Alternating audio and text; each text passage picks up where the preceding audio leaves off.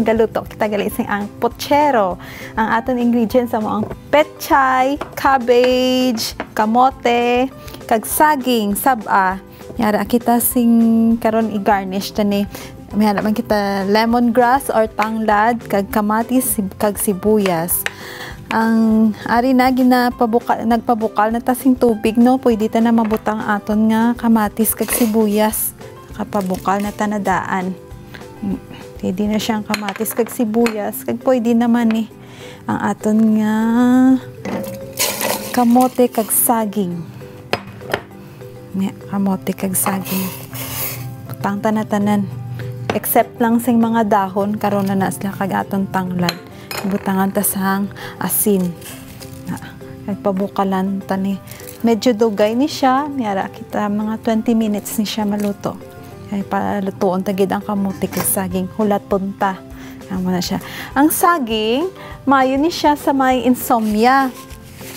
Kung hindi ka mo katulog, kung himuon yung malaga ka mo sing unod gid sing saging kag tapos amo na siya imnon yung inyo nga pinaka juice mo na siyang juice para makasleep ka mo na siya ginaobra sing akon mga katigulangan nga dito sa uma hulaton ta no 20 minutes ni siya nga paghulat kag bag-o ta ni ibutang tanan ang aton nga mga dahon. Okay, luto na aton saging kag kamote.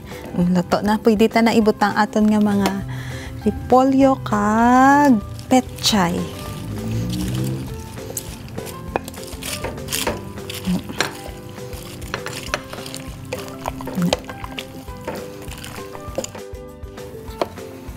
Luto lang ni sila sa init.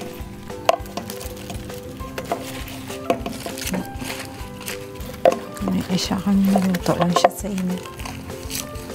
Luto lang siya nga sa init kag butang ta na aton nga chili para nami siya lantawon. Di ni siya makahang.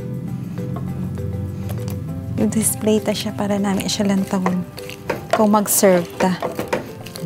Luto na, hindi na siya i-serve.